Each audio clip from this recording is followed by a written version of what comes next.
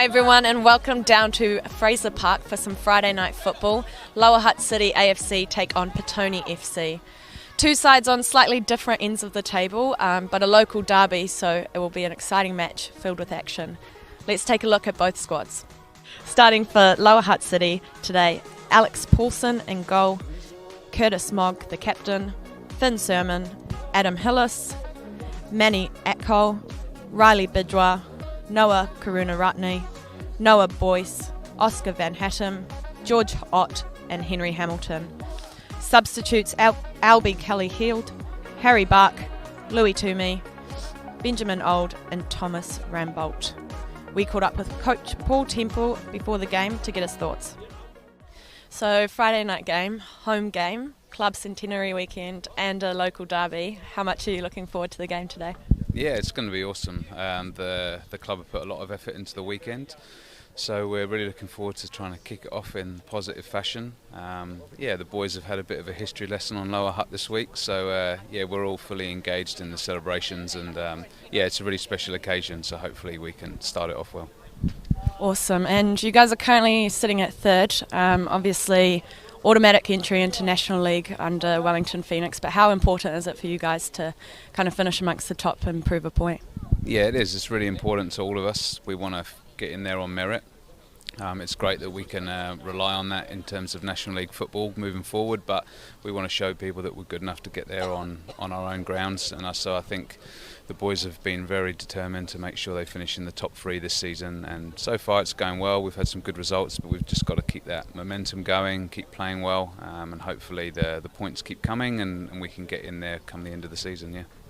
Awesome. And Ben Old joins you on the bench tonight. Obviously made a dream debut in front of almost 25,000 people the other week at Sky Stadium. How did that feel for you as a coach, and then what are you hoping he can kind of bring back to the group after that? Yeah, I must confess I got a bit of a tear in my eye the other night. It was quite a cool occasion, and to make a debut on a night like that was so cool for him and his family. So yeah, special, and the boys were there to celebrate with him, so I think that was great, them seeing him do that. Yeah, he hasn't played a huge amount of football. He's had a break before the first team appearance, and he hasn't started a game for over 2 months. So I'm just going to kind of slowly ease him back into things tonight and over the weekends. But yeah, it's great to have him back, obviously, and I think he'll give us that impact off the bench when we need it later. Awesome. And in terms of tonight against Petone, opposite ends of the table, but a game like this will always prove a challenging task. What have you got planned? Yeah, look, we treat everybody with equal respect, so I've been watching the games and come up with a tactical plan tonight. Hopefully it comes off. But yeah, look, it's a local derby, and I think both clubs have got a lot of respect for each other, so I know Bessem will have the boys fired up, and it's not going to be an easy task. We had a similar game at the weekend against Karori where they were very good for the first half an hour and caused us a lot of problems. So we're going to have to be at our best tonight, like every week. But yeah, we'll be treating the game with respect. But yeah, from our point of view, you know, if we want to get into that top 3 on merit, these are the sort of games we've got to win. So we have to just focus on our performance, and hopefully we'll get the result. Awesome. Well, all the best for the game, and catch up with you afterwards. Thanks. And starting for Petone FC, Ethan Claridge in goal, James Nash, Jacob Harris, Jagger Scott Greenfield, Hami Paranihi Nuku, Max Winterton, Oliver Pickering, Isaac Snell, Alexander Shepherd Reynolds, Sefa Marmir Hind, Stanton Renwicks. On the bench today for Petone, Cameron Irving, Oliver Whitehead, Luke Grinlay, Joshua Zatorski and Thomas Joe McKindo. We caught up with Bessem Bilisevic before the game. Awesome, Bessem. So a local derby tonight against Lower Hutt. You guys came off on the losing end in round 1, but how much are you looking forward to the game today? Yeah, really looking forward to the game. The first round, Lower Hutt were a little bit better than us on the day, so hopefully tonight we can turn up and be a lot more competitive. Awesome. And a Friday night fixture is a little bit different, especially potentially your team slightly older than Lower Hutt City. How do your preparations change going into a Friday night game? With the Friday night game, last night we had a lighter session on a Thursday. We had a Tuesday session that was a full session, so it does change in that regard. But with the light session you can go over tactics a little bit more, and it brings out the team bonding also with a lighter session, so you can debrief and go over those things. But yeah, Friday night under lights, the players are looking forward to it, so like I said earlier, hopefully we can just be competitive tonight. Awesome. And you got the all-important 3 points against Wainui last week. You're sitting on 6 points, only 8 points difference between you and 4th place at the moment. So leading into the second round, what's the feeling in the team camp, and what are you looking forward to most? Well, last week's win did take a lot of pressure off the players, off the team. So hopefully tonight, with the pressure being off, we can play well, and with the second round we obviously want to pick up some more points to get away from that wrong end of the table.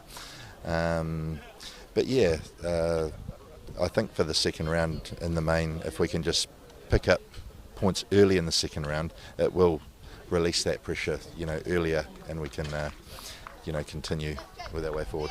Awesome. Well, all the best for the game tonight, and we'll catch up with you afterwards. Thanks, Bessem. Thank you. And the referees for this evening, Chris Bennett, and assistant referees, Aaron Clark and Russell Underwood.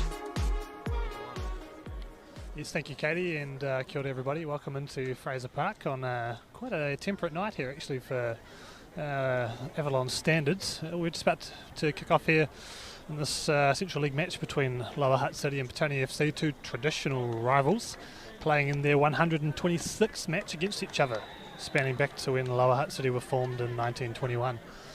My name is Liam Hislop. I will be your commentator for this evening. I'm from Capital Football, and alongside me here is someone who needs no introduction, but we'll give her one anyway.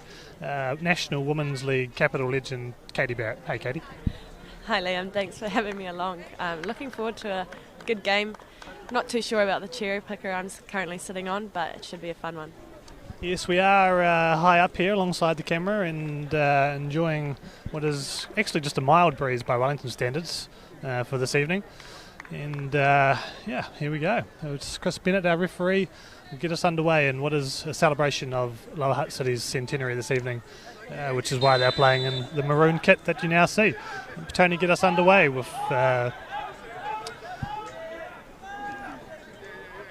they'll be starting off here just playing through their position, through their backline. Their captain, Hami Paranihi Nuku, who takes over from Sam Pickering tonight, who's suspended, picking up 5 yellow cards. Sam's also an important player for Petone, having scored 3 goals for them this season as they go long down the left flank with searching ball, but unable to find out the man that he was going for there. And an early free kick, I believe, or maybe we'll have a goal kick. One of the two. Katie, how do you see this one playing out tonight? Yeah, Liam, it's going to be an interesting one. It looks as though Lower Hutt are setting up in a traditional 4-3-3, may revert back to a 4-2-2-2. Lower Hutt will look exciting in possession, look to break through the thirds. It will be interesting to see whether Petone go out and press or not. Stanton Renwick starting with the press himself. But Lower Hutt's playing through the back may prove successful. I think Petone will be looking to hit early on. Yeah, Petone pressing nice and high up the field here, aren't they, Katie? It's a tactic which can perhaps get them liable to be killed on the counter, but Lower Hutt will just try and soak up possession, really try and dominate this game. They're currently sitting third on the ladder with about 19 points, while Petone are down in second from bottom. That's the early free kick there to Lower Hutt. Foul on Noah Karuna-Ratner from Lower Hutt City, and they'll just play short and try and work their way through. There's Hillis playing out to Boyle. Noah Boyle there finding Maniakol. Maniakol, a South Sudan international, having made his debut last year. There's the skipper Curtis Mogg, who plays back to Alex Paulson, the National League MVP, starting in goal for Lower Hutt. Again, it's just patient build-up from Lower Hutt here, trying to play their way through the lines. Here's Karuna-Ratner again, plays it out wide. Just searching run there, maybe a trip, but no, referee Chris Bennett waves it away. Very good run from Oscar Van Hadden, trying to find space through the middle. Backs away out to Boyce here. Curtis Mogg switches the ball, across he goes to Finn Sermon, and in turn finds Karuna-Ratner again. Tony here they'll look to break through Shepard Reynolds. He finds Yaga Scott Greenfield. But no, they'll just reset and look to play back.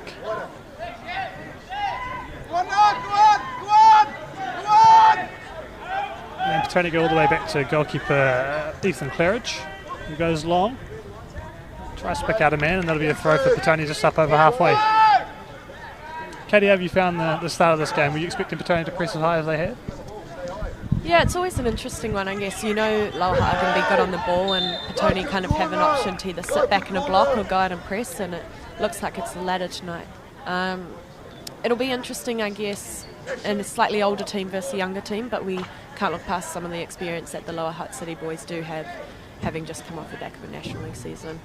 So I think the tactics could work, but it's a 90-minute game, and whether Petone can have an organised press for 90 minutes will be the real question.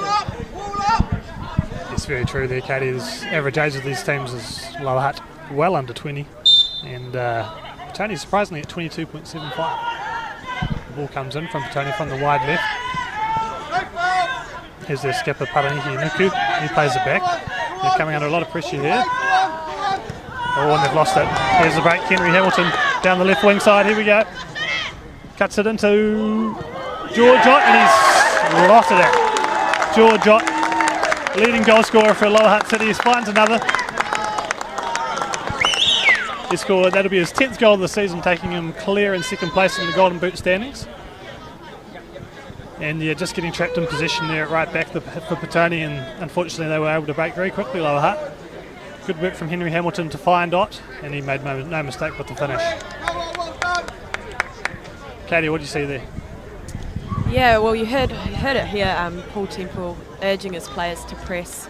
Petone looking a little bit shaky on the ball, and Lower Hutt have exploited that. Henry Hamilton with a great regain and has done well to calmly assist that to Ott, who's made no mistakes there.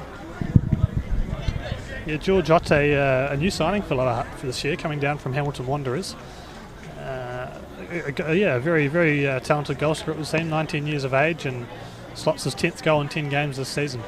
It's been a real presence for them up front, big body and moves well, and obviously a good finisher, so it's a good start here for Lower Hutt. They've got a player down injured at the moment, who's just being attended to by the physio. It would appear to be Oscar Van Haddam, but he seems to be okay. He'll just go to the sideline for a bit of attention and likely make his way back onto the field as Petone get back underway. It's a bit of a setback though, isn't it, Katie, to go down 1-0 so early in the game. It's not ideally, well, it's not at all how Petone want to start, is it? No, especially with the tactics to really go at Lower Hutt. They've come out confident, and you can hear it down here at the sideline, but unfortunately conceding early has got to do a deal to Petone's confidence. It'll be interesting whether they continue with those tactics. Hopefully they do. It'll make for an exciting game, but it definitely makes them have to think twice about how they're going to go about this. Yeah, thanks, Katie. Here we go again with Ott breaking down the right-hand side. He's looking for Karuna Ratner, who's gone past him there, and he's looked to put a ball in. Bit of a late challenge just inside the box as well, but no, referee Chris Bennett waves that one away. Petone looked to play out, but just unable to execute there, so it'll be a throw into Lower Hutt's on down the right-hand side. And Henry Hamilton receives that throw. Plays it back, and Lower Hutt will look to build from the back again. Adam Hillis on the ball. Nice little pass in there to Henry Hamilton. Karuna Ratner and Van Hatten. Van Hatten's dispossessed well there, and Petone going to look to break quickly. No, just hold it up and play it back and remain patient. I do wonder if Petone might want to be quick on the counter, but they're building well. And unfortunately just gone out over the touchline there with the touch.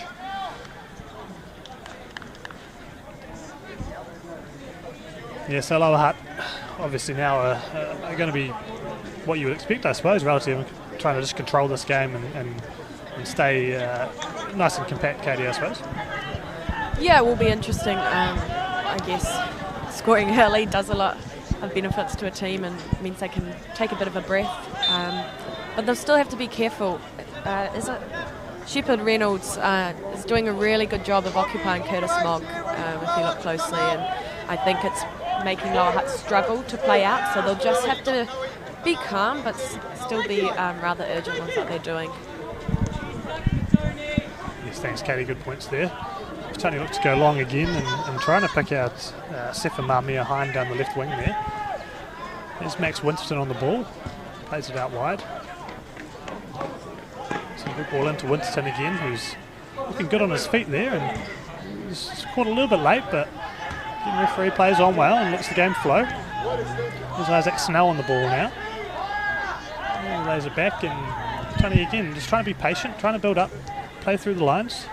Here's Scott Greenfield, played over to Winston.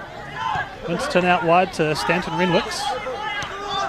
Renwicks plays it back into his skipper, Paranihi Nuku. In return, just plays it back along the back line to Jacob Harris. And then they go long. It's a good ball though in from Harris. Unfortunately the touch just goes astray, but again they look to build. Mamia Hind out there. It's a nice patient build up from Petone. They're really just sort of probing and pressing and trying to find a gap. But unfortunately that ball there from Isaac Snell just wasn't quite on. Unable to find the space, and Lower Hutt will look to break. And that's just a silly little foul there from Mamia Hind. didn't really need to happen, as Lower Hutt didn't look like they were really going anywhere there, but hey, had to happen, I suppose. He's just clipped his ankles.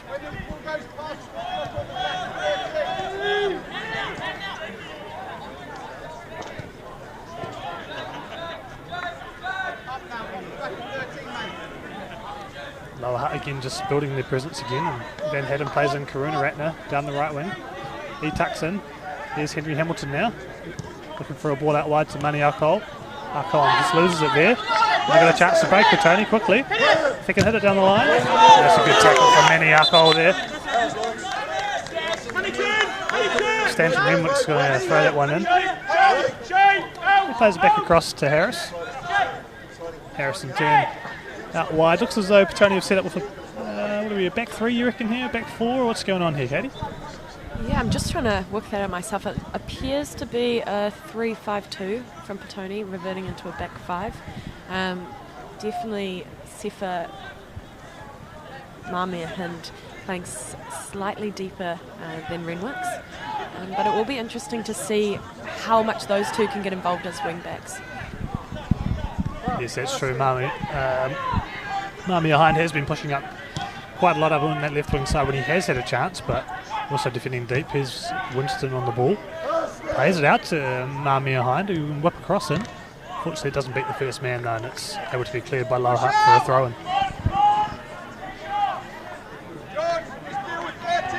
Here's Winston on the ball. He's been making a lot of play for Petone so far. Again, Winston on the ball, plays wide. They're finding good space down the left there. Back into Winston, who's again always made a good move. Here we are. Fortunately, no, that's just been blocked out, and a good block there by Lower Hutt. It'll be a corner to Petone, and I imagine they'll look to get men forward here. Set pieces are going to be very important for Petone, I imagine, Katie. Yeah, certainly. I think they've got a few big heads up there. Hopefully can put something in. We'll see what they've got, but Lower Hutt look organised as well. Petone in with the corner here. Oh, that's a very good take by Alex Paulson. Very good. One of New Zealand's young leading up and coming goalkeepers. As mentioned earlier, was the MVP of the entire National League, playing under the Wellington Phoenix Reserves banner. And that's a pretty clear foul there on Mani Alcohol by Alexander Shepherd-Reynolds. Easy one for Chris Bennett to call there. But yes, as mentioned, a lot of this team would have played for the Wellington Phoenix Reserves in the National League. And they make the transition here to play for Lower Hutt City in the Central League as their winter affiliate. And so a lot of these players have come through quite a long summer season and rock hard fit and have developed that chemistry all the way through summer, so are able to play as well as they are. There's a ball through there. All the keepers come for it. Didn't quite claim it. A little bit of a mix-up there with the skipper, but able to claim it eventually. There was Claridge. He's now going to look to try and play short. Bit of dissension in the ranks from Petone. There's a few arguments going on, and Shepherd-Reynolds decides he's not going to play it out to Renwicks after that argument. It's good from Petone there, and Isaac Snell, who's able to get the ball out wide. Petone with a big crossfield ball. Yeah, it's nice though. Renwicks gets a little touch on it, but it's well defended by Noah Boyle. The ball's able to find Finn Sermon, who in turn gets it out to Adam Ellis. No, Van Hadden. That was Van Hadden, everybody. There's Paulson. Again, Lower Hutt look to build slowly from the back. Good ball from Noel Boyce down the line. Oh, here we go. Riley Boudoir down the left wing with a lovely turn. Plays the ball into the middle. Here we go. There's a goal! Fantastic from Lower Hutt City. What a goal from the back. Breaking clear down the left. A perfect ball in from Riley Boudoir. And not entirely sure he got the final touch there, but potentially an own goal or potentially Noah Karuna Ratner. We'll have to wait to see, get confirmation from the referee on that one a little bit later, but I think for now we'll just give it to Noah. What do you reckon, Katie? Yeah, I think you've got to give it to Noah there and definitely claim the assist. If I was Bidra, a great turn down the wing, drove with pace, cut off his defender and put in an excellent ball. That Noah Karuna couldn't really make much mistakes from there. Yes, that was Noah Karuna Ratner, very good player. Getting on the end of that. That was pretty classic Lower Hutt football, I'd say. Knocking it around the back and then bang, they're gone, and it's a goal. Petone have a bit of a mountain to climb here. Less than 20 minutes into this first half. 2-0 down away from home. It's going to be quite a tall order. And they may in fact be looking down a similar scoreline to what they did when these teams first met in round 1. Here we go. Here's a little break. That's a good play. Winterton now gets back on the ball. He's looking around. Tries to find Mamia Hind, but it's just going to roll out tamely for a goal kick. So as I was mentioning before, the first meeting between these two teams ended 5-1 with Riley Boudoir scoring a hat-trick. He's already been in the thick of the action tonight. And the way things have started, it may be another long game for Tony here. Lower Hutt again looking to build patiently from the back. Here's Noah Boyce again, who played that lovely ball in for Riley Boudoir earlier for that second goal. Curtis Mogg back across to Alex Paulson. Paulson and Mogg have played every minute of every game this season. All 9 games for Lower Hutt. The only players in their team to have done so. Just Ethan Claridge of Petone has done that for them. Here is Petone now. They've managed to win possession back and will look to build and try and find some space through these Lower Hutt lines. They are defending quite compactly though. Not looking to press too much, just waiting for Petone to come to them. There's a good ball though, down for Renwicks on the right wing. He's going to take on Noah Boyce here. He's holding it up, taking it. He's just about kept that one in. Yes, he has. Okay, continue. Yeah, some good strength to Manny Arkol. He gets his shirt pulled, and it's really good play from Arkol there. Just about. Yep, that's interesting. Petone player just arguing with the referee when the shirt pull could have been seen from probably the softball diamond, which is about 300 metres away. But fair play to argue that one.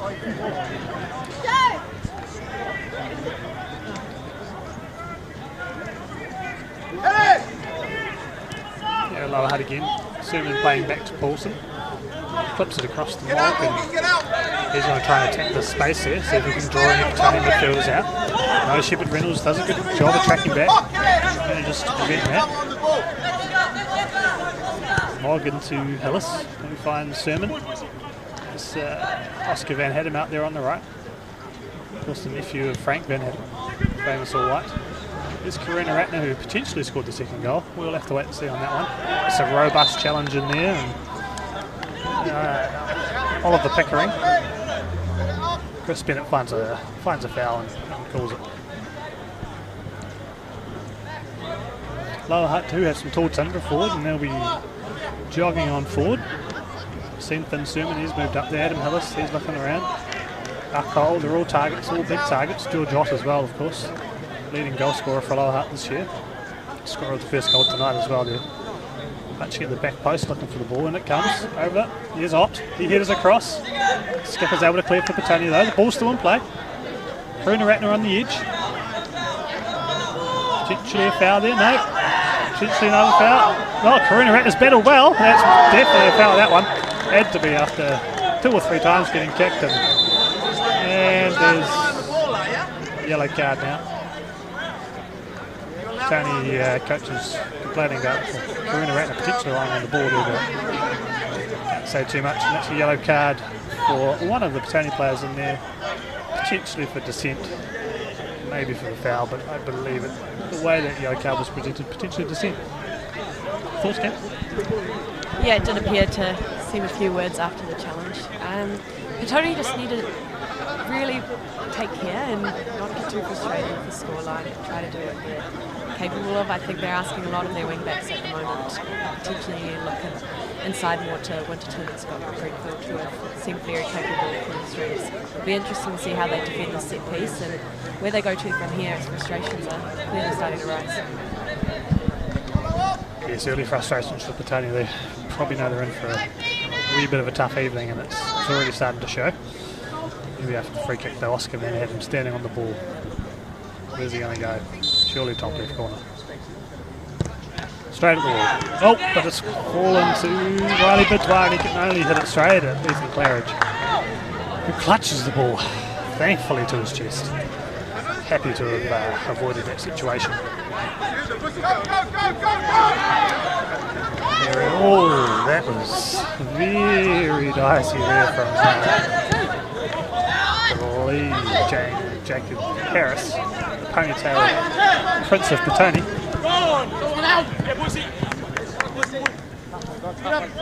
Petone unable to play through Lower Hutt there.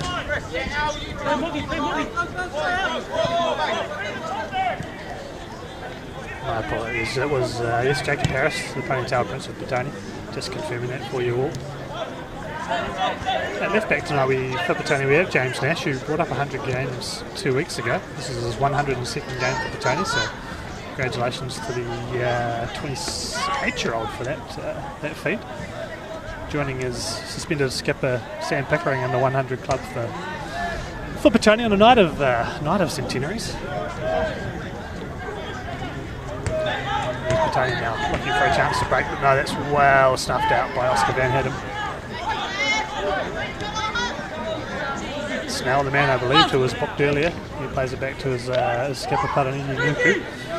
Here's Harris, ponytailed Prince of Petone, striding forward, that blonde ponytail flowing in just the slight breeze. Love to see that on a really windy day. Plays it out, beautiful ball out to Ringlitz. He clips it in for Shepherd Reynolds, but it's really going to work that one, unfortunately. Katie, what do you think Petone have to do here to try and get back into this game?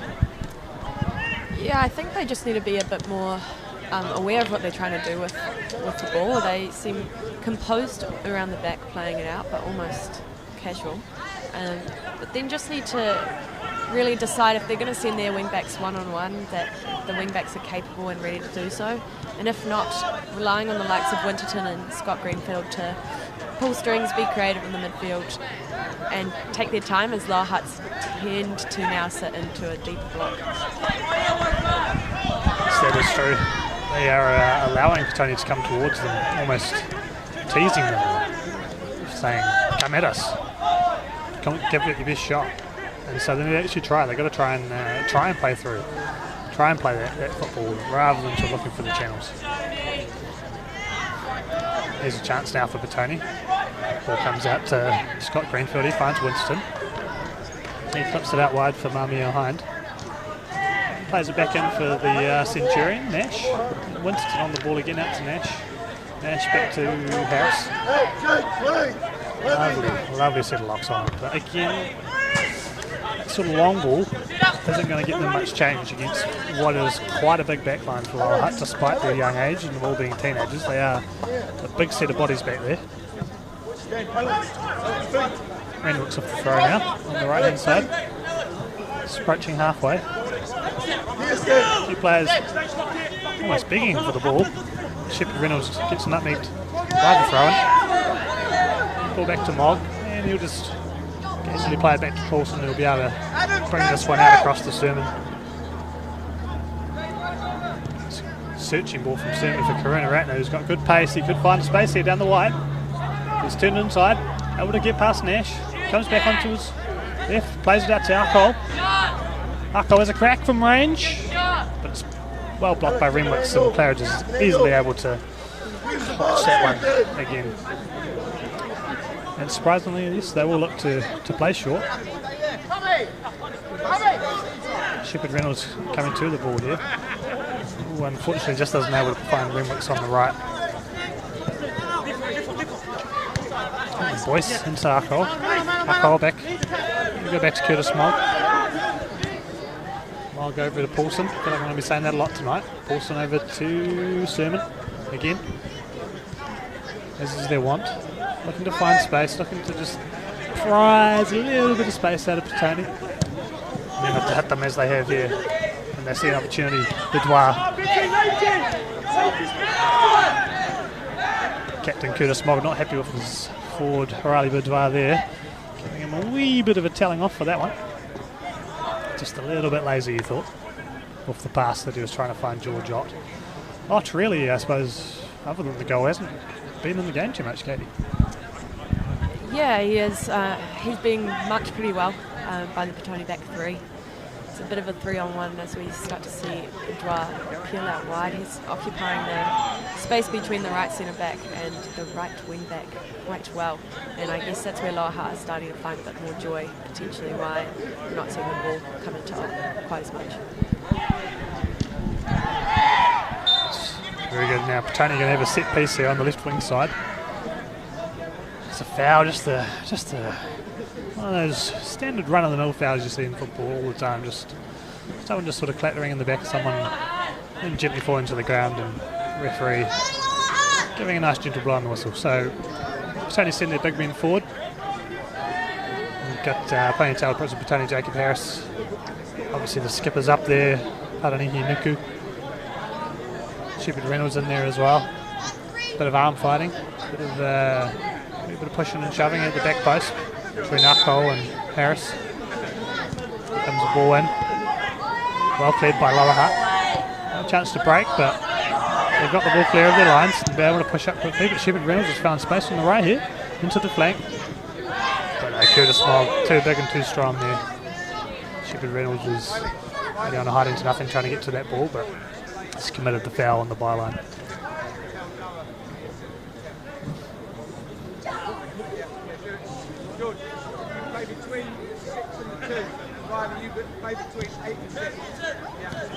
Lower Hutt coach Paul Temple just making some tactical adjustments now. Looking for Noah Karuna-Ratner to come more central, and Riley Bedwell also. Oh, that's a rash challenge from Renwicks, but we're calling play on, and there's a secondary foul in there. This is going to be a talking to, I believe, for Isaac Snell, who was already on a yellow card. Seems to be beloning Chris Bennett's decision there, but not a lot he can complain about. Skipper's going to have to be called in as well. Paranihi Nuku, he's going to come in and say sorry, and maybe he's going to complain. Does this ever work, Katie? You've captained a team quite often. Do they talking to the referee ever help?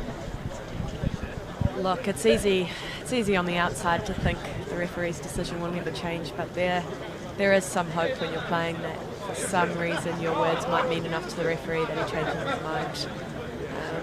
Although that is just not the case, but you really do feel it in the moment. Yes, you do have to love the misplaced hope of a football captain.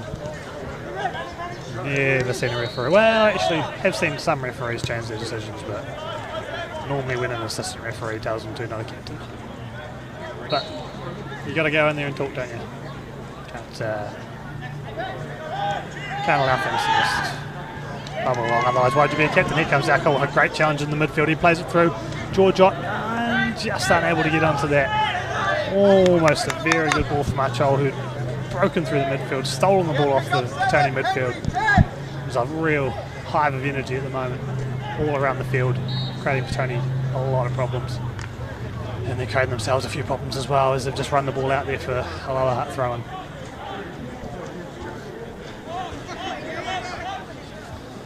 So approaching, well, just over the midway point of the half now, Katie, and what's been your sort of assessment of the game so far? Yeah, it's been an interesting one. I think Petone came out with a lot of bite, but it's just started to die off now, and that's always the risk, I guess, when you go a couple of goals down. But here we're starting to see a little bit more of it again with Scott Greenfield playing into Winterton.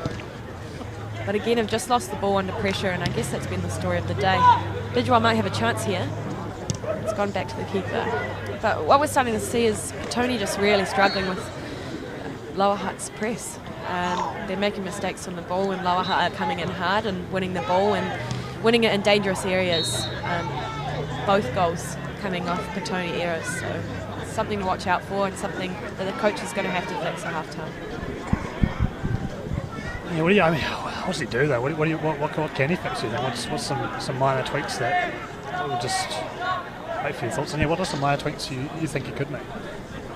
I think it's just getting players either comfortable in the one-on-one to own the one-on-one, or not playing it to someone that's going to go one-on-one. You know, they're asking a lot of the likes of Brenwicks, who's potentially dominated in the 1v1 battle. So it's finding players that are free, players that potentially have a numerical superiority around the ball, but it's just finding the right people that are going to help you secure possession rather than passing responsibility. It's very true. Obviously, Winston and Scott Greenfield have looked good when they've been able to get on the ball, but so much of Petone's play has come down the flanks. It's obviously something they think they'll be able to exploit. As we see another ball down the flanks, it's quite easily cut out by Curtis Mogg, but when tactics aren't working, you do sort of have to look to change things, and then that will hopefully be what Coach Besson Balasovac tries to do at half time.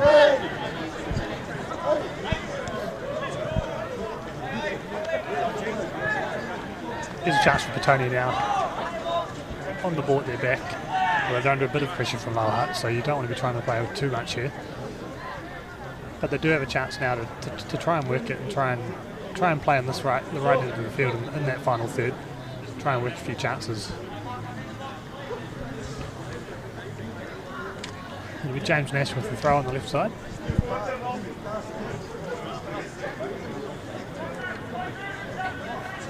He's found Scott Greenfield, but his touch just lets him down, and Karuna Ratner might be able to break here. Ott on the ball for probably the third time in the match only.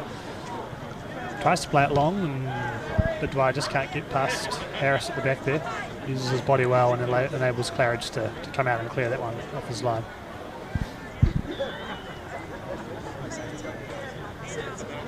Oscar Van Hedden with the throw on the right hand side for Lower Hutt.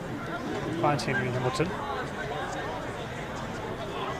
Now into the Dwyer, lovely touch, but just eludes his teammates there, in between two of them at the same time. Nash hits a hopeful ball forward, and Sermon's easily able to clear that one. Boyce will find Archol, who plays it back to Boyce. In turn finds Karuna Ratner in a little bit of space, but his touch just lets him down, and Petone now have a chance to break. Shot Greenfield, flicks it out to Shepherd Reynolds, who can potentially find Renwicks. Chooses not to and gets tackled by Archol, who again, that work rate really coming to the fore. International player, of course, for South Sudan. Just a young guy though, only 21 years of age and still growing as a player. Formerly of Wellington Olympic and Kaizen Football Academy. And joined the Phoenix Academy and Wellington United, and is coming through the ranks here at the Phoenix quite well. Also spent a bit of time in the US at university. We've also had Henry Hamilton. He's back from the United States, and this will be his third game back for Lower Hutt. What sort of impact do you think a player like Henry Hamilton makes, Kate? Yeah, I think we'll just wait for this ball to go down to Van Hedden. It's well played out by the defender. I think Hamilton will add in a little bit of physicality into that midfield that Lower Hutt may need. Obviously, playing in the States, you're going to become even more physical and dominant. So hopefully he'll be able to add a bit of that. But you've already seen some bits where he's breaking up play and playing a big part there. So yeah, it'll be interesting. And here he goes to provide now. So it was Henry Hamilton who played the ball in for Bidwar, who tried to find Ott with the cross, but it was well cleared by the Petone skipper, Paranihi Nuku. Will be a corner for Lower Hutt though, on the right side. Hamilton trots over to take it. No real rush with half-time not too far away. In control of the game, you don't never need to be in any rush. So here comes Hamilton with his cultured left foot. Ready to swing one in, 2 arms in the air, must be, that's the call. There's Bidwar unmarked in the middle of the box, puts the head in. Claridge does well to claim that with the on-rushing Lower Hutt player in his face. Lays the ball down and plays a good ball out to here. Here he is, Shepherd Reynolds on the break. This could be the chance for Petone. On the right-hand side, he tries to square it. Oh, and that's a very, very good intervention there. Wonderful stuff from the Lower Hutt defender. And in turn, great ball out to Ott. That was Oscar Van Hedden with the stop there. That was crucial. Petone on the break, looking to try and find a way back into this match. But no, now it's back with Lower Hutt and Noah Boyce on the left. A little bit of footwork down the left-hand side here, and then Shepherd Reynolds bundles him into touch with his shoulder, and we'll have a Petone throw.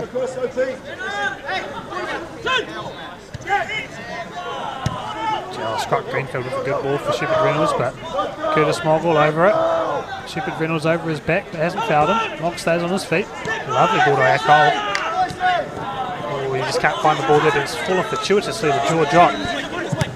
He plays a lovely ball to Bidwell, who's going to have too much space for Harris here, you'd think. And fancy feet. Ball in for that man, Henry Hamilton. Unable to find the feet of Ott, though, and Petone are able to clear their lines. All the way back to Paulson.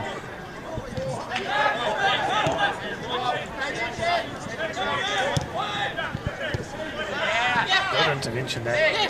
Very good stuff from Winston. Able to just get his foot in there. Stop Lower Hutt playing through the game. Winston crying out to his teammates to play him short. I can feel his pain, because if they could get him on the ball a little bit more, they'd have a chance to create a few more chances than they did just before. Lovely ball in from Manny. Akol finds George Ott. Ott's ball was cut out well by the Chinese skipper Paranihi Nuku. Lower Hutt with the throw halfway into the opposition half. Boyce will take it in front of Paul Temple, wearing what we'd describe as a Harry Potter scarf of the three houses of Harry Potter. Was it houses? His houses, yeah. Just missing Ravenclaw, occasionally reliably informed me. But no, it is a scarf for the Lower Hutt centenary this year, which is being celebrated over the weekend.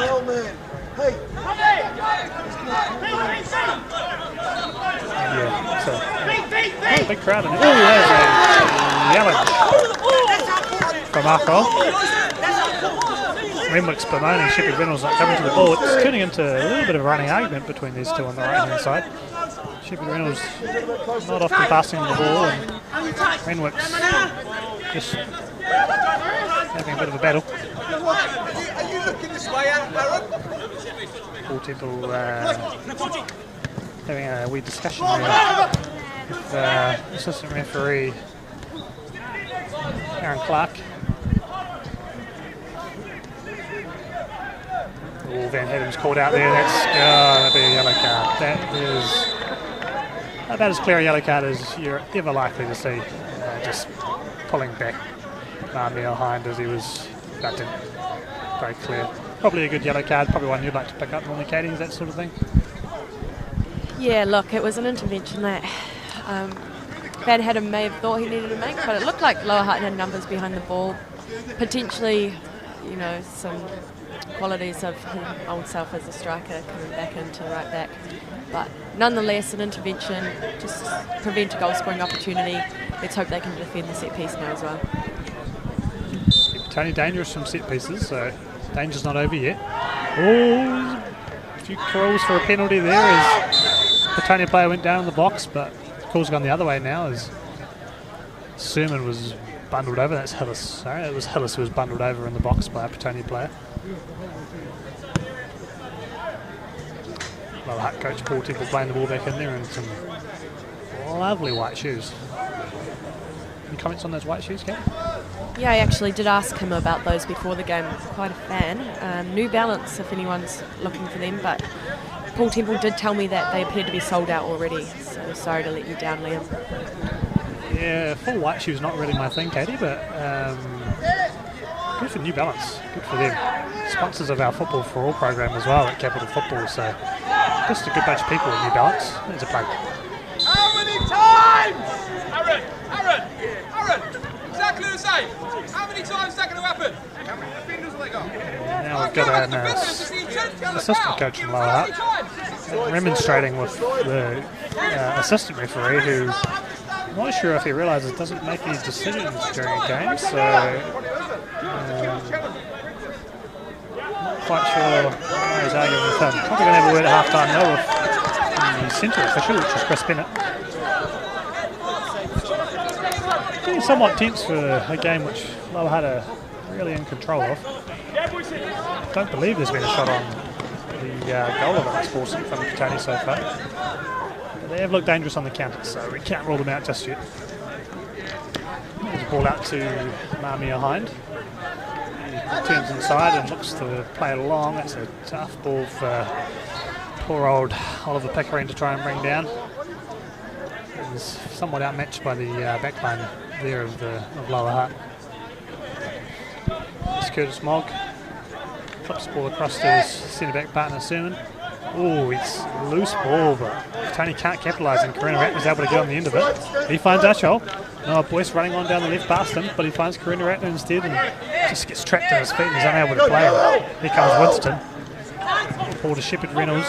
Tries to bring it under control. Plays it out to Renwicks, who back to Shepherd Reynolds. Good, robust challenge from Manny Achol. Oh, almost a very good bit of play from Hillis there. And Karuna Ratner. Calls for many fouls at the moment. Chris Bennett's just going to wave play on. You've got to applaud that from the referee. Achol out to Karuna Ratner. Here's Oscar Van Hadden at right wing. Over to Henry Hamilton. Tries a difficult touch, and he's all right. Looked like he might have injured himself, but he's okay. Noah Boyce, he's going to come back, is he? No, he's beaten Shepherd Reynolds. That's a good play. Well done from Noah Boyce there. Here's George Ott. Back to Henry Hamilton. Here's Hillis. Back over to Mogg. He'll play across the Sermon. Probably looks for Van Hadden. No, he goes and tries to play forward, but Riley Boudoir just not quite on the same page there.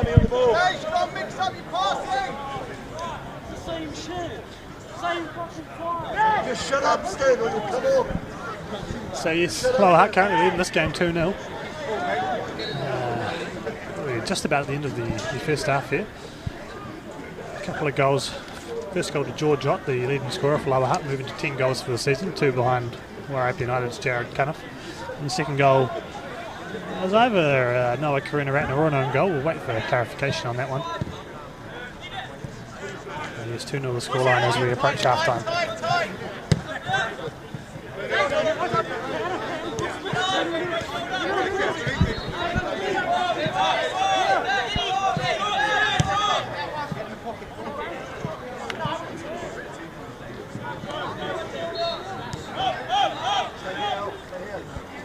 Lower Hutt continuing their patient build-up. I think Petone have come into it a little bit more caddy in the last little bit.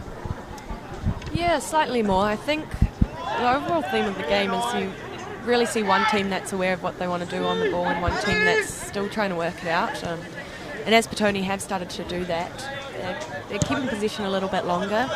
They're looking a little bit more confident on the ball and they're starting to advance the ball up the field. But it's, again, just doing it for longer. And when Lower Hutt do decide to press, that they're coping with the pressure as well. That's very true. Here come Lower Hutt down the left-hand side. Noah Boyce, a couple of neat little step-overs. Oh, good footwork again, beats another man. As he goes. Tries to slip it in, but he's unable to find George up there. Oh, that's a good challenge there from Adam Hillis. Manny Achol was able to break, but no. Out we go again. Winston with speculative ball over the top. A little bit of ping pong at the moment, up and down, up and down. Chris Bennett plays a good advantage for Lower Hutt. Into Ott. Right out to Henry and Watson. Here comes Van Hadden. But no, they choose to slow it down. No chance to break through the middle there. Here's Hillis playing in the 6th position for Lower Hutt. That real linchpin of the midfield. Great 1-2 there between Boyce and Achol, but Paranihi Nuku's well played in there to just shepherd that over the byline for a goal kick. Young Ethan Claridge in goal for Petone, 18 years of age, helping them attain the 2 under-20 players rule, which applies across these competitions. Oliver Pickering and also Stanton Renwicks filling that for Petone. And Lower Hutt, pretty much everyone's under 20. Here we go, there's Riley Bidwar, who's played in here by... Ooh, no, he's unable to just go around the keeper there, he tried to. Van Hadden had played a good ball in there for him, but Bidwar, unfortunately, couldn't quite get around Claridge, who came out well to smother. Good play there from the young keeper.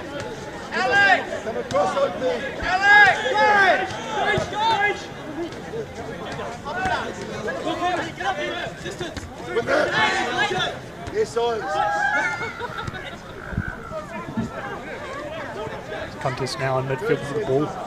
It's won there by Petone very well. Here comes Pickering, trying to take it on, but no, very, very calm play. Well done from Sermon. And Shepherd Reynolds just bundles over Karuna Ratner for a foul. Lower Hutt bench crying out for how many, looking for a yellow card. But Paul Temple continuing to ask for a yellow card, but doesn't seem to be getting much change with the referees.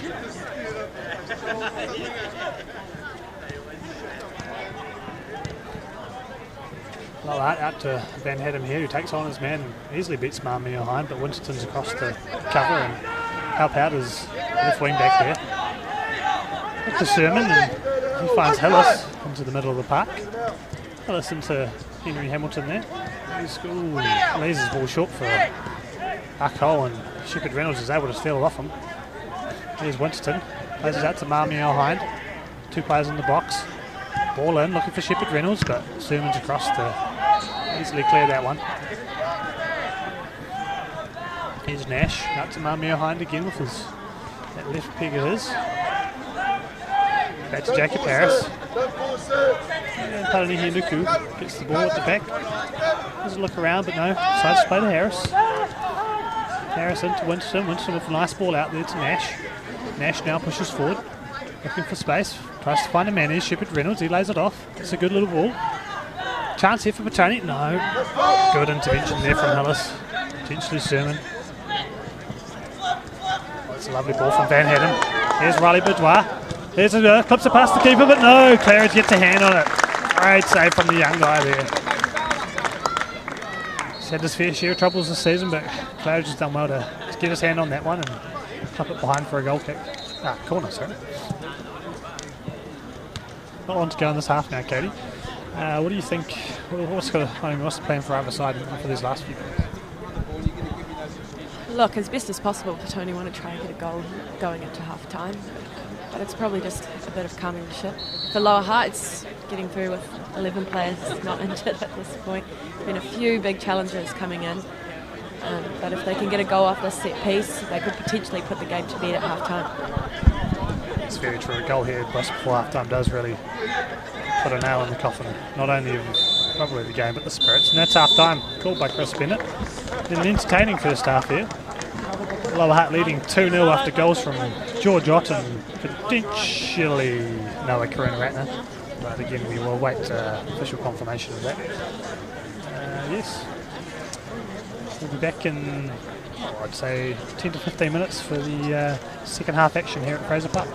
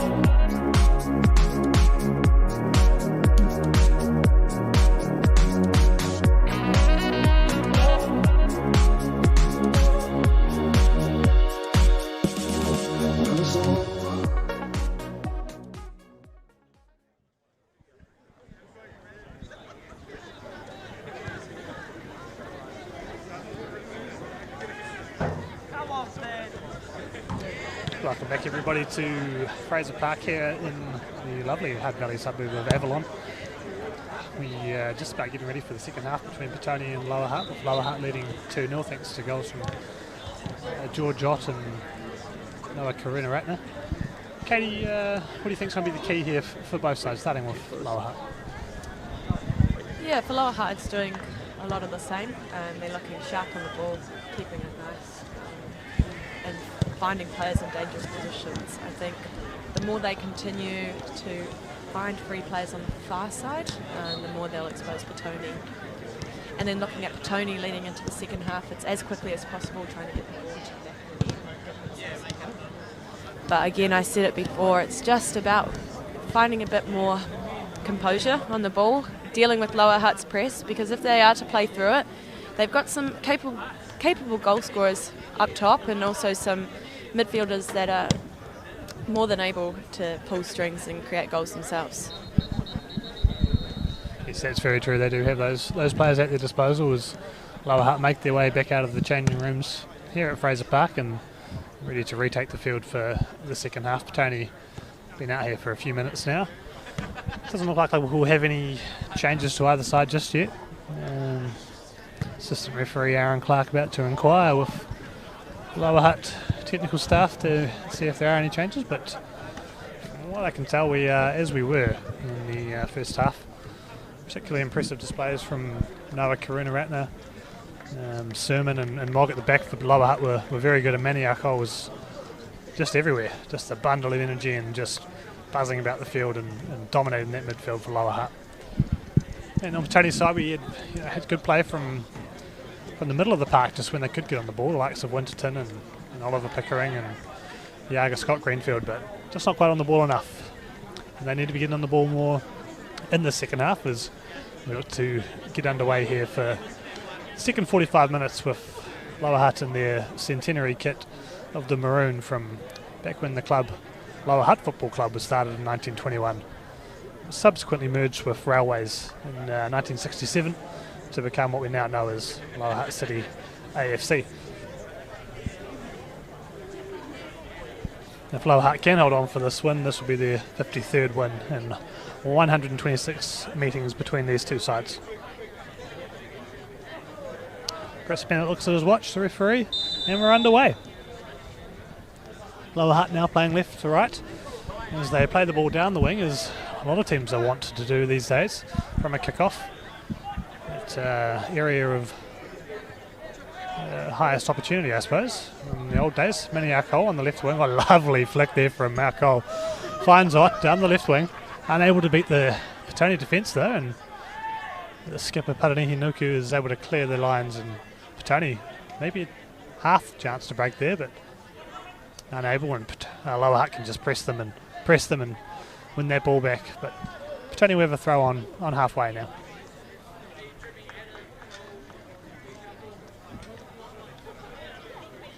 There'll be Renwick's out there on the right wing side, who throws it into Oliver Pickering and back into Pickering again. Renwick's now finds Pickering down the right, he plays it in, good chance here for Scott Greenfield, he hits it. Paulson finally called into action with a comfortable save, but his first of the game, and is able to just clutch that easily. But a good start there from Petone, looking bright already, Katie. Yeah, a bit of a spring in their step, which is always good to see after half-time. So Coach Balovic must have been saying some impressive words at half-time for them to come out like this. Seems like they're alive and full of energy, and a little bit more press now as we start to see. Yes, they did need to come out quickly, down 2 goals at half-time, and they have done that. An impressive start to the game for them, for the half, I should say.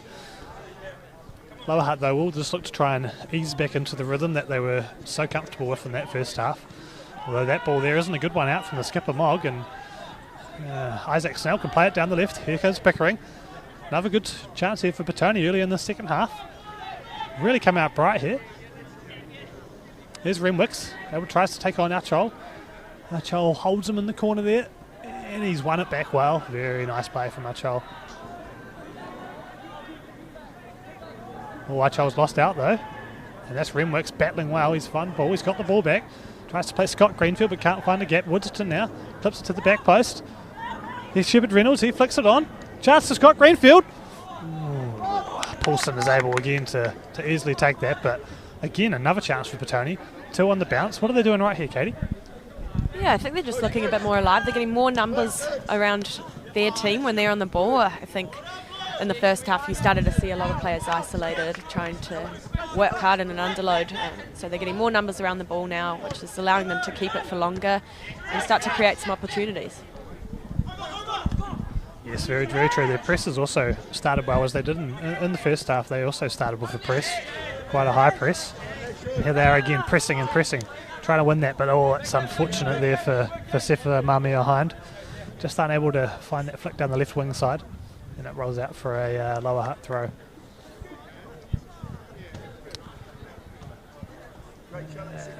Just got Mani Chol down there, down with an injury, but doesn't appear to be calling for the physio, so just talking to the referee about something.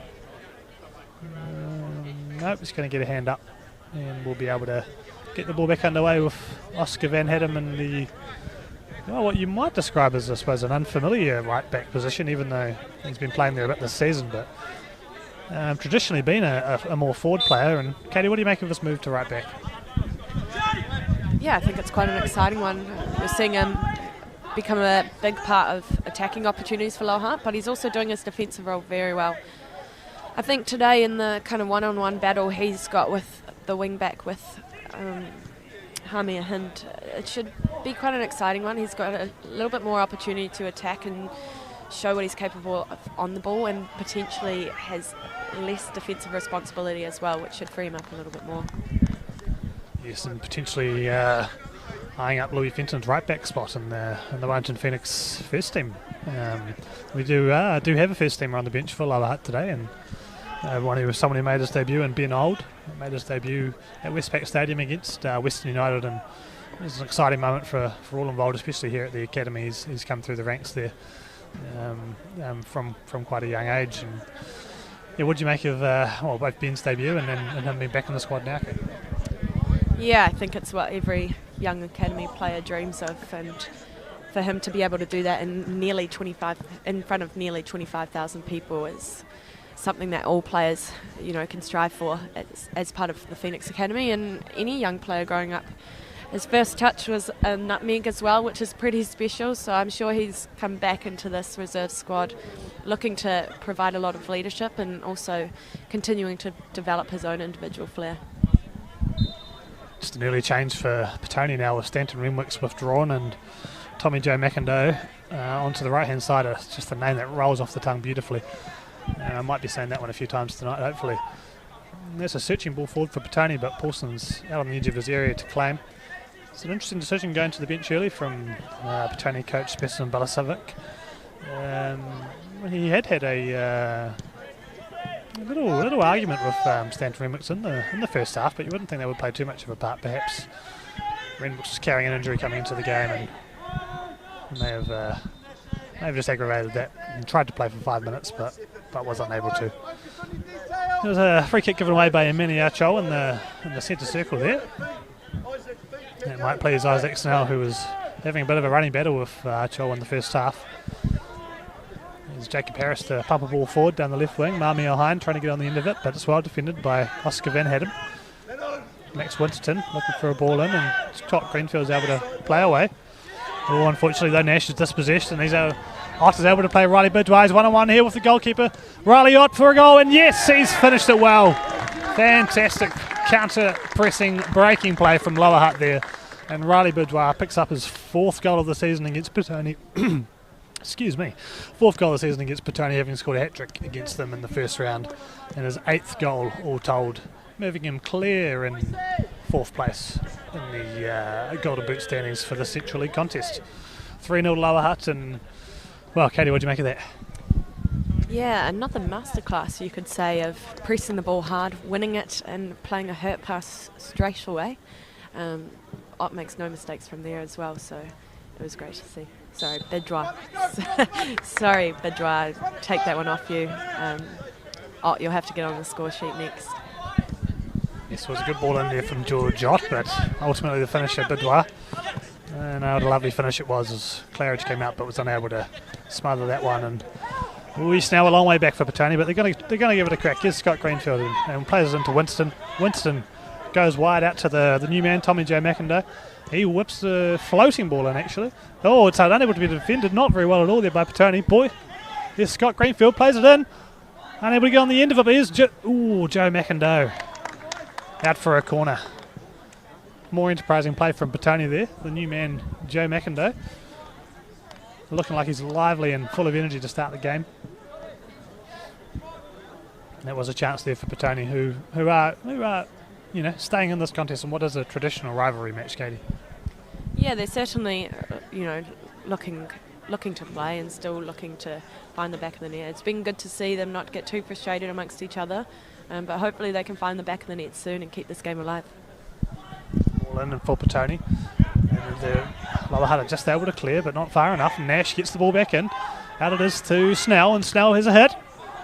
It's blocked there by a Petone player. There's Scott Greenfield trying to find Winston, but isn't able to, and has to just play the ball out for a Lower Hutt throw. Crisis averted there for Lower Hutt, but another few good moments for Petone. Looking dangerous at the set piece as well. They're going to look to probably try and settle this now with the skipper Mogg, who plays across to Sermon. Sermon looks for some space and finds Hillis in the middle. In turn plays it out to Oscar Van Hadden and clips it in. Skips Maniaco, but Karuna Ratner's on the ball now. Ooh, scything challenge. Scott Greenfield just misses Karuna Ratner's ankles. He's able to get it out to Hamilton, who in turn finds... I'm not quite sure who's out there on the left, but here comes Ott. Ott in now, plays the ball in for Bidwai, but oh yes, lovely intervention there from Jacob Harris, who we affectionately know as the ponytail prince of Petone. Katie, what sort of shampoo do you reckon he's running there to get it that shiny in there? Look, I've been wondering that myself. Want to look into whatever it is, because it's just glowing from up here on the cherry picker. I'm going to have to go with he's got to be getting that done professionally, so maybe for the wash Friday night. Yeah, very true. Must be going home to wash his hair after this one. Ball's in now though from Lower Hutt. Claridge doesn't quite come to clear, and it's able to be put back across. Our Cho has a header and a swing, and he misses. Karuna Ratner now. He gets it back in, and Sermon tries to find the ball, but no. Oh, it's a hit from Hillis. Oh, and George Ott plays his best. Robbie Keane gets in the way, deflects it out for a goal kick, but that could easily have found the back of the net in what would have been a fortuitous goal for Lower Hutt's leading goal scorer, but strikers take him anywhere they come, don't they, Katie? They sure do. I think he might have found himself in an offside position there. He tried his best to get out of the way, but nonetheless, if it did count, it would have made for a great goal. Yeah, always good for an assistant referee to have to miss a potentially tough offside call and just call a goal kick. Easy to just call a goal kick, isn't it? Some good shepherding out there from Petone's Paranihi Nuku. He's able to just shepherd that across the line, and Petone go with a long throw down the right. There's Scott Greenfield, but Achol's in, and Karuna Ratner again. Oh, that's a ambitious turn from Joe McIndoe, but he's won the ball back and just been fouled there. Although I won't think somehow that Noah Boyce agrees with that one. Apologies, he's not Noah Boyce, that's Henry Hamilton who made all his way over there.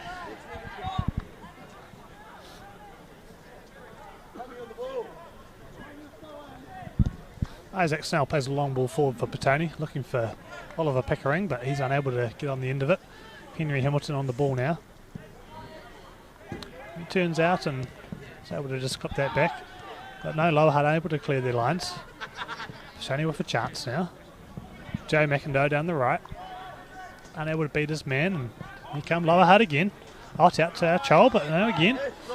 Some very good play from Isaac Snell in there.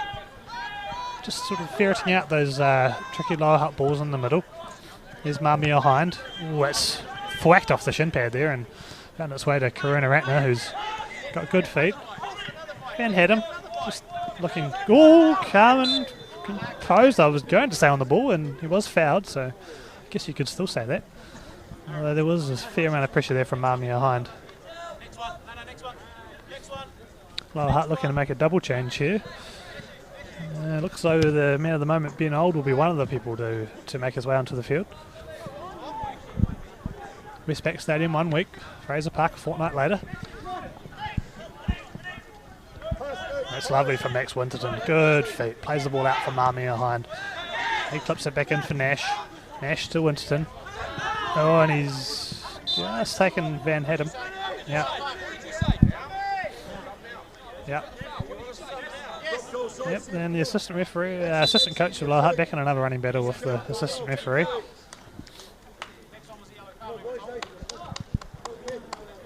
Second assistant Callum Holmes also chipping in as well. Okay, here's the substitution now. Ben Old on for Noah Karunaratne. Had a wonderful shift from the young guy there. 17 years of age, what a player. And also coming on is number 3, Harry Bark. And he will be replacing number 13, Noah Boyce. So Ben Old, as we mentioned earlier, making an exciting debut for the Wellington Phoenix first team. He now finds himself out here as his team lead 3-0 on what is actually quite a temperate night here in Avalon at Fraser Park. So it's the highs and lows of football on full display, Katie. Yeah, it should be exciting. I think he'll want to put on a show today. Already straight away going for some searching runs. And he'll probably be quite happy to get on the field and play some more football, obviously taking a bit of a break as he goes to train with the first team, so good for him to get on the grass and get some minutes under his belt again. Yeah, good for him. Here he is on the ball already, so playing on a nice ball there to Riley Boudoir. And then out to Oscar Van Hedham. He's going to try to wrap around him here, but Van Hedham cuts inside. Ball finds its way to Boudoir. Boudoir out to, here he is, being held onto his left foot, tries to curl one, but no, just doesn't curl that back to the back post. It just sort of stayed on its line and went out for a goal kick, but already the impact of being old on full display there. It's another of many exciting talents coming through the Wellington Phoenix Academy at the moment. And not really the player you'd want to see if you're a Petone player down 3-0 with still considerable time, almost 30 minutes left in this game.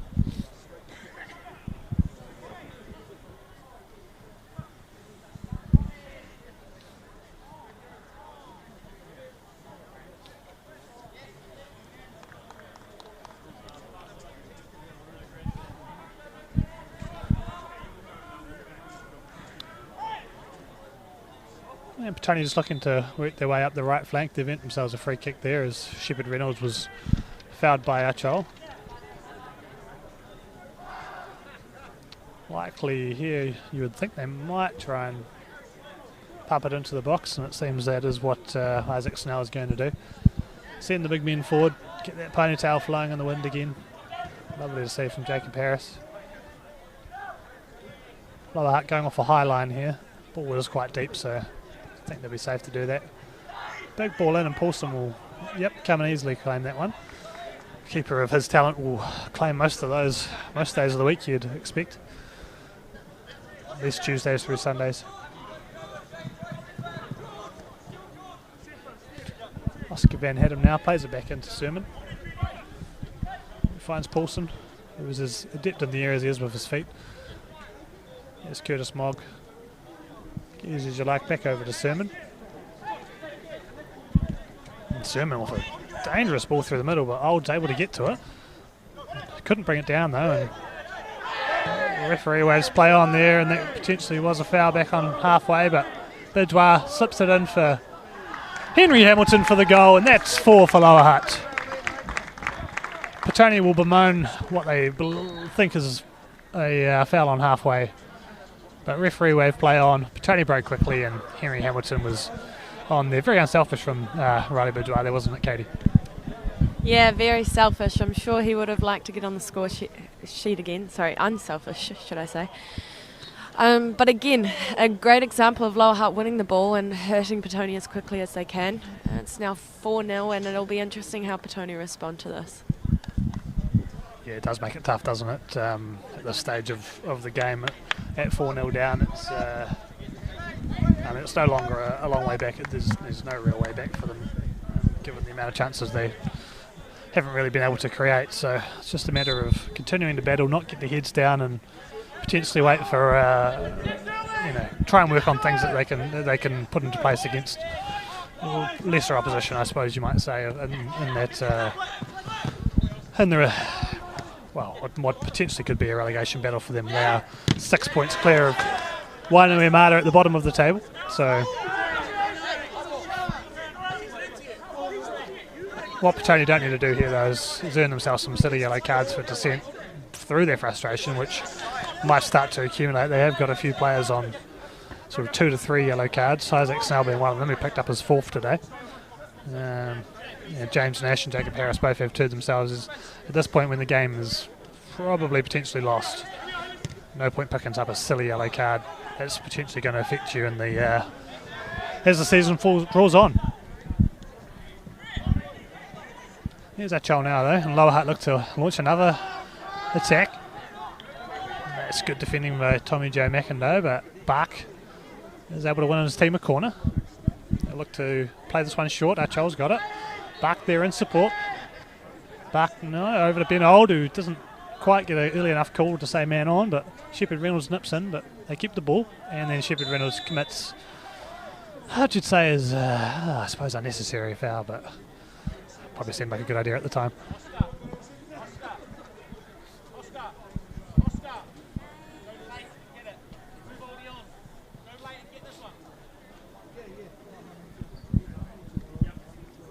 Lower Hutt assistant coach Callum Holmes looking for Oscar Van Hedem to potentially do a bit of a set play here. Ben Old to slip it into the number 14. Here we go. No. Oh, that was silly. I mean, there are silly yellow cards, and then there's getting one for dissent when you're 4-0 down in a game like this. Yaga Scott Greenfield goes into Chris Bennett's book. Lower Hutt though, whip that ball in, and probably a tame header over the top. Yeah, you can understand the frustration, can't you, Katie? But it's quite unnecessary. Yeah, definitely. And as this game may be lost for Petone, it's really about keeping them in the best shape possible for their next remaining games in the Central League. And losing players to suspensions may prove difficult. So they just need to keep in control of what they can control, and not pick up silly yellow cards along the way, and just try to improve the dynamics they can as a team. Yeah, those dynamics as a team are important. You do want to stay together as a unit, particularly if you are going to be in as what Coach Besson Bilisevic said, potentially there's a relegation battle with Wainuiomata, so they are looking good at the moment, but as soon as you start falling apart, that's when things start to get a bit more difficult, and don't know where Wainuiomata might end up. So here's a change for Petone. Looks like Luke Grindlay is going to be coming on. We'll just wait to see who will be the player to go off. Grindlay coming on at 4-0 down. It's, as an attacking player as he is Yes, it's a chance to try and get yourself on the score sheet, but also a little bit of a hiding to nothing, really. Shepherd Reynolds goes off on the other side, so he's the man who'll be withdrawn. Grinley to go and presumably into that advanced forward position, playing upside alongside Oliver Pickering. Potentially maybe a change of shape. What do you think? They're trying to bring Grinley in here, Katie? Look, I'm assuming it to be a rather straight swap, both big prominent figures up front. So we'll be looking to hold the ball up and pull strings from there, but I'm imagining they were more trying to get Shepherd Reynolds off before he got himself into card trouble. But hopefully Grinley can make a difference for Petone in the time that he has remaining. Yeah, just over 25 minutes, or around 25 minutes to go in this match. And Petone have the chance here to try and build on something. Try and build something for their team, and look to see here, and they're playing here, and Isaac Snell chasing this ball down the right side. Snell, after that early yellow card, has really battled quite well for the away side. Despite that 4-0 scoreline, he has been a bit of a shining light for them. As has the player of substitute Joe McIndoe, although he has been dispossessed there by Achol. He's looked lively at least, and that's what Petone really needed from the bench. There's Hillis playing the ball over to Ben Old. Old challenged well by Nash, but still has it. Plays a lovely ball to Bidwell. Oh, his touch just let him down though. That's unfortunate. You expect a man with his goal-scoring pedigree and attributes to bring that one down and at least trouble the keeper, but just eluded his touch, unfortunately. That's a good lead by Winston to go into Grinley. And Grinley plays it back into Winston, looking for some movement, but didn't get it and somewhat bemoaned it to himself rather loudly. Oh, another lovely ball from Ben Old, but that's good work there from Claridge, who comes out to clear. So ambles his way back into the 6-yard box. Here's Van Haddam on the ball for Lower Hutt. And he plays it back into Sermon. Sermon looking for his goalkeeper Paulson. And Paulson back out into Sermon.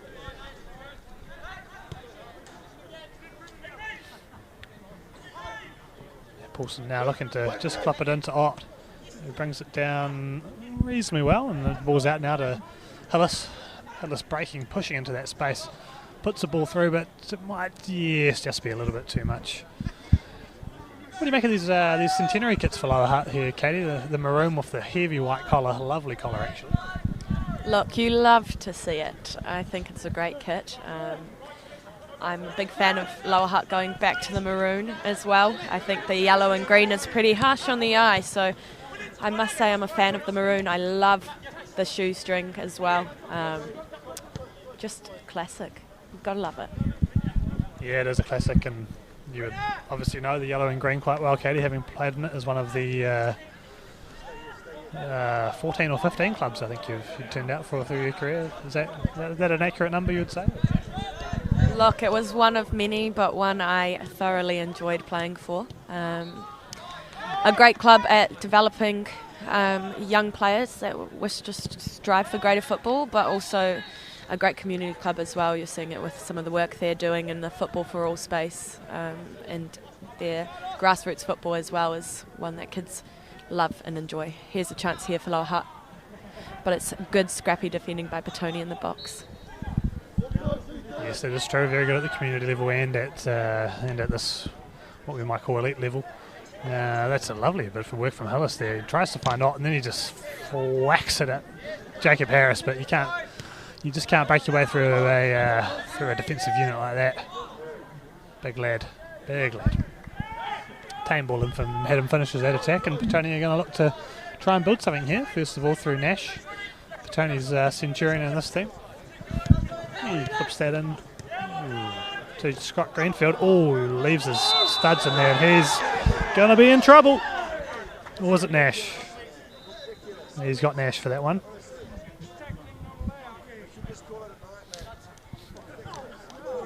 Yep, Nash goes into the book, clipping the Lower Hutt player with his studs. He's not quite sure he's asking for what, but yeah, Katie, how do you see that one? I couldn't see a lot here from where I'm sitting, but I sure could hear a lot, and it didn't sound great for Van Haddam. So I think not necessarily a yellow for the challenge itself, but a yellow for the amount of challenges coming out from Petone. So good refereeing in my eyes. Yes, that is fair enough.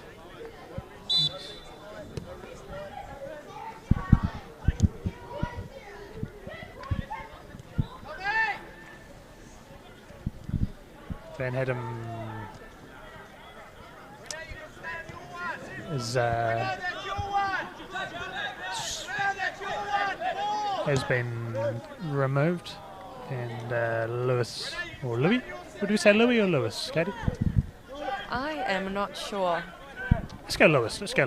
Lewis wasn't one we thought we'd need to remember how to pronounce, but Lewis Toomey now on for Oscar Van Haddam. Being old here with that lovely left foot of his.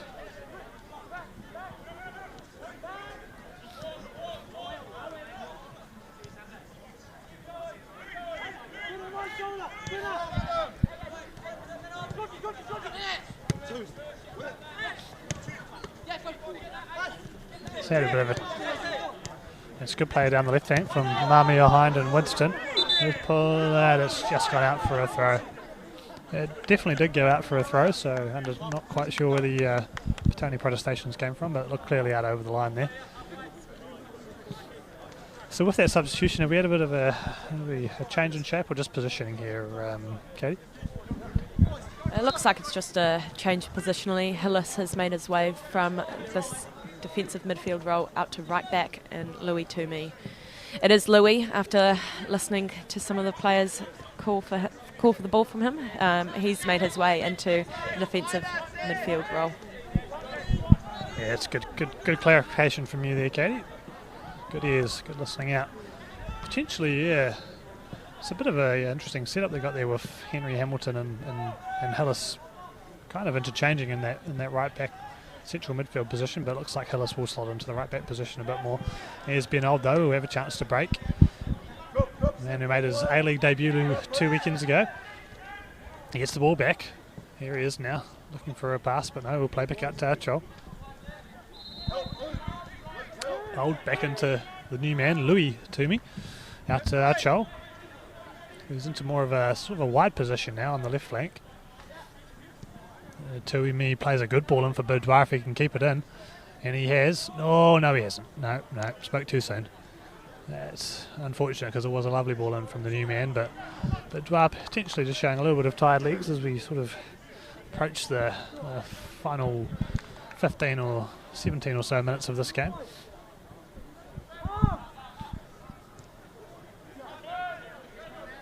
Oh, Claridge with a wee turn. That's lovely stuff from the young 18-year-old goalkeeper there. Mamia Hind slips it back into Nash. Nash inside to Winston. Winston had a switch on but decided against it. Potentially risky, so Harris gets it instead and he'll hit the switch. Out to Tommy Joe McIndoe. He slows play down, but now he charges. Yeah, good ball in for Oliver Pickering out to Winston. He looks for Tommy Joe again. Joe McIndoe now. And unfortunately he's just deflected that one out for a goal kick. The temperature's starting to drop now, as it tends to do in the Hutt Valley this time of the night. Getting a little bit of sort of slickness on the ground. Do you think that's going to sort of help the play now, Katie? Oh, I think it'll definitely help Lower Hutt. They're playing some quick passing, especially with the introduction of Toomey and Old. But I don't think it will do many favours for Petone, who are struggling to get a grip on the ball as it is. But hopefully they are able to relax into it and keep the ball, and we're seeing some nice possession now. Yes, they do have it, but under a lot of pressure from Lower Hutt. Nash just, unfortunately, has to clip that away, and Old now on the ball. Beats one man. That was Snell. Looks for a pass and displays the easy one out to Bark. Bark to Old, Old to Bark. Some sort of joke in there, but I can't really think of it. That's a good ball from Old to Toomey. Oh, Toomey beats on-rushing Winterton. Takes on Scott Greenfield, but he does enough to force a bad pass. Grinley and Oliver Pickering up there working, but that's Grinley making a challenge on Hillis. Oh, lovely footwork from Hillis to beat a man. Straight past Mamia Hind. That was lovely stuff. Grinley wears that one on the face. He's done well. Gets the ball back. Play Mamia Hind, or no, he goes inside. Here's Scott Greenfield. That's a Mamia Hind.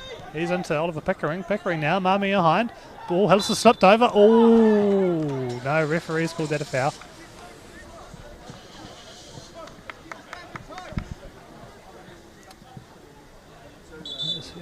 Interesting call from Chris Bennett, but he's got a better view than us, so we've got to trust him on that one.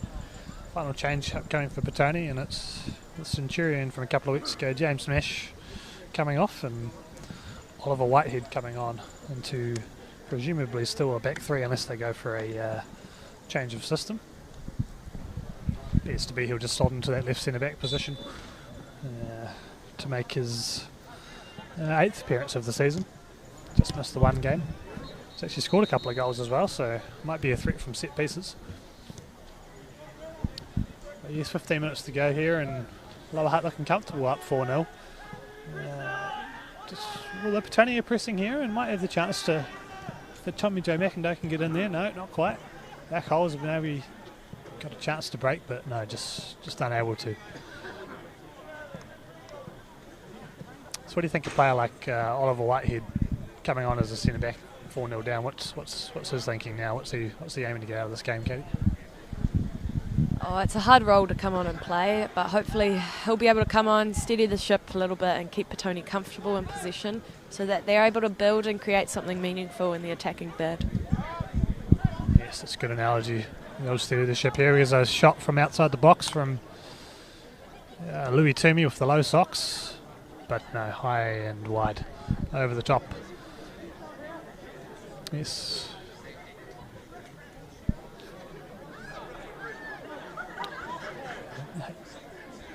Young Ethan Claridge in goal was potentially looking short, but has asked his players to push up and is bemoaned by left wing back Mamia Hind. We would have liked to see it played short, potentially out to his wing, but Claridge isn't able to get his kick very far at all. Luckily for him, Winston cleans up the mess. Here comes Snell. He's driving through the middle. He's enjoying quite a nice second half, actually, as Isaac Snell. Had that early yellow card, but it's probably been one of Petone's best on field. Here's Winston now. He finds Snell again. Snell looking for a cross. No, plays it back to Winston. Winston to Scott Greenfield. Scott Greenfield now for cross, but it's reasonably easily cleared by the skipper, Curtis Mogg, for Lower Hutt. There's Achol, and the game's really starting to open up now. It's a little bit of a late challenge, but referee away plays on. Achol. Oh, good ball out to Ben Old. Slight mistouch, but he's able to recover. Doesn't quite play the right ball in, but Harris's clearance is shanked. Here's Hillis. He's moved into the right back position now after the introduction of Toomey. He cuts in. Finds Ben Old. Ball finds its way to, here's George Hutt. He's through and he's round the keeper, and that'll be another goal. Lower Hutt 5-0. George Hutt now with his 11th goal of the season moves him to one behind Wairarapa United's Jared Cunniff at the top of the Central League Golden Boot standings, and his second of the game. And Katie, if it wasn't already iced, that'll ice it. Yeah, I think you're right, and I think you saw it in the reaction from Petone. As Ott took his touch past the keeper, Petone already knew that that one was going in the back of the net. You've got to hope that they hold on and continue to be relaxed. Hopefully no more silly challenges after that goal. But some great forward instincts by Ott there to calmly put that one away past Claridge. Yeah, just that composure to take it around the keeper and roll it in for the easiest of finishes, and just that good striker's instinct to latch onto that ball that had come through. What about Lower Hutt? What are they going to look for in these sort of last 10 to 12 minutes, Katie? What are they trying to achieve? Look, I'm sure Coach Paul Temple will be looking for Lower Hutt to continue doing, or playing their way, should I say. We're starting to see a lot of it. They've gone to their 4-2-2-2 formation and playing a lot of really good break passes, but also just managing the game and keeping the ball when they should. But hopefully still creating some opportunities for the neutral. Yeah, Lower Hutt with a chance to attack now again. Achol plays the ball out to Bark, but isn't quite able to bring that one in. Yeah, Petone is Snell and got plenty of space to be able to turn, and he does. But he goes backwards and looks for a pass. Not a lot of options for him there, but he's found a good pass for Oliver Pickering, and he's able to half break back into Snell, who continues to operate well in that midfield. Winterton, he comes out to Oliver Whitehead into Mamia Hind. Just can't quite get a ball away, and Lower Hutt are able to win it. Achol got the tricky ball in for Ben Old there. Hillis with the ball now. He clips it in for Louis Toomey. Oh, Toomey for the lovely sort of move past Winterton there and plays a beautiful ball for Bidwar. Bidwar takes on Oliver Whitehead. Bidwar tries to trip the keeper, but no avail. A call for a penalty there from some of the Lower Hutt players, but waved away by Chris Benner. I don't think there was much in that one there, was there, Katie? No, I think it's good defending by Whitehead. There wasn't a whole lot he could do. Bidwar did well to cut across him, but unfortunately didn't have enough room to really get the full finish, potentially collecting a bit of Whitehead himself. But I think the correct call made by Bennett to carry play on. The physio there looking to get a energy gel for Bidwar, who appears to be labouring somewhat. But out of subs now, so we have to soldier on for these last 9 to odd minutes, depending, let's say 10, based on how long Chris Bennett might play for a stoppage time off the 6 substitutions this half. Toomey gets a headed clearance away. There's a shot, here's a shooting chance for Grinley, but no, he puts it over the bar, and he hand to his chin and then head to the ground and a shake of the head, and that'll just about sum up Petone's night, I think. It's been a bit of a battle, and any chances they have had have just been not able to really even test Alex Paulson in the Lower Hutt goal. As Lower Hutt are fair cruising here, up 5-0 in the dying embers of this match. Here's Ott. Oh, he plays a beautiful ball into Bidwar. He gets a chance to make amends for his earlier miss, and it's good to get over the line, but Whitehead gets back and he's able to stop it with a fantastic goal line clearance. Hold on a minute. No. Assistant referee is flagged for a goal. It's made it across the line. And, Petone coach giving him a bit of a serve there. Probably unnecessary. Down 6-0. But, yeah. Oh, another good goal from Lower Hutt, and another good finish. Katie, yours? Yeah, it was a very good finish. I've got to admire the effort by Whitehead to get back. Unfortunately, didn't do enough, but has done everything he could as a substitute to try and prevent that goal. But Bidwar again, just proving too composed, too powerful, and too much of a threat in front of goal. Yeah, it's Riley Bidwar's 9th goal of the season. Incredibly, 5 of them coming against Petone now in the space of 2 games. So it's been a happy hunting ground when he takes on the men in blue for Riley Bidwar. Obviously a very talented player, but loves playing in this rivalry match and putting his team up 6-0 in what we traditionally has been one of the fiercest rivalries, especially out here in the Hutt Valley, amongst these 2 teams. Here's Lower Hutt again breaking.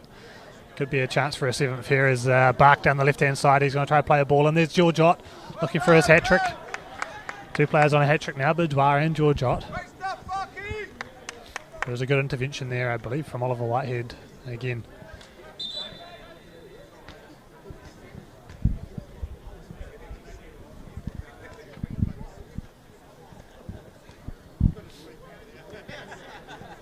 Yeah, Petone, they are going to play it short this time.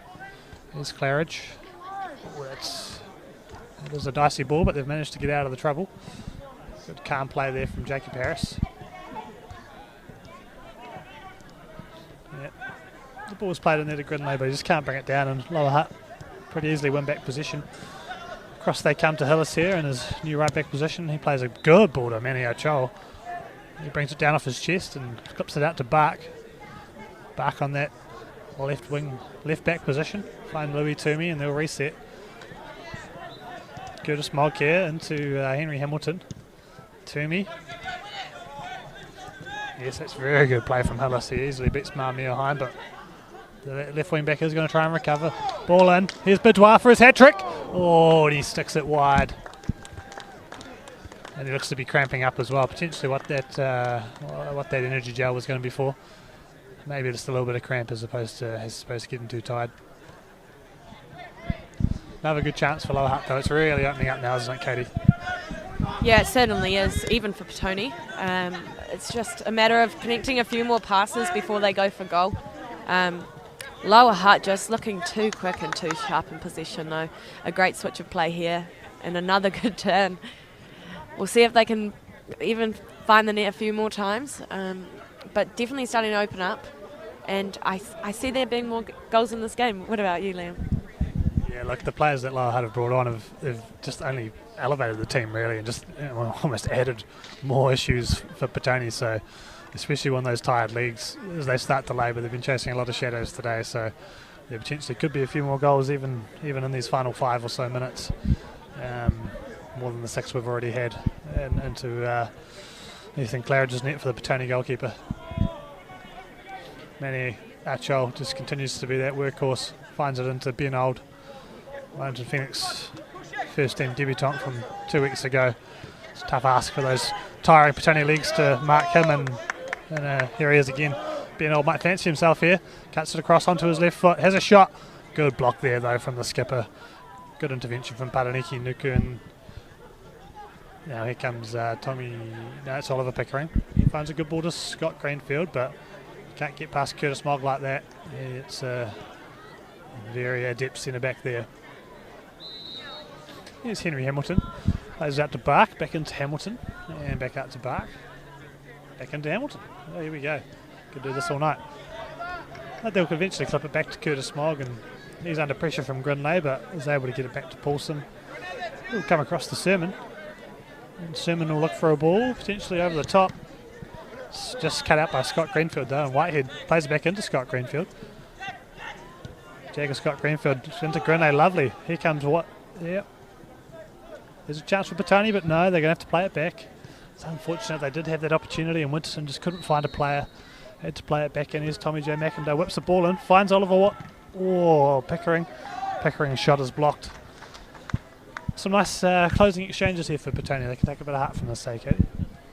Yeah, certainly, and I think that's what they've got to be aiming for in the closing minutes of this game, is just working together as a team, paying attention to detail, but hopefully getting some learnings out of it that they can carry on to potentially more important battles. Yes, obviously Lower Hutt won't want to concede a goal, but you'd almost kind of want Petone to score one here just for the spirits and just to give them a nice end to the game. And what's been quite a rough Friday night for them.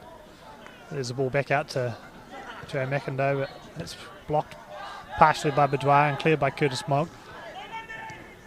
It's a flick over the top, but not quite well executed, and Ben Old's able to break. He's released by Ott.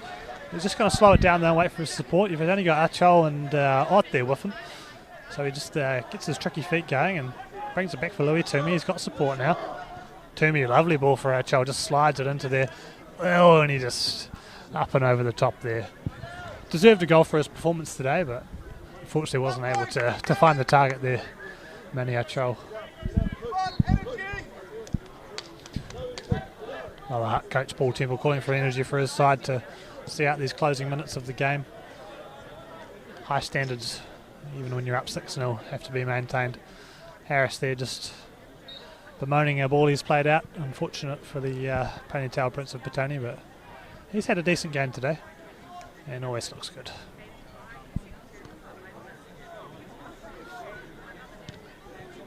Ball up to Harris. Grinley trying to bring it down. That's good strength and a lovely touch off the chest there from Grinley.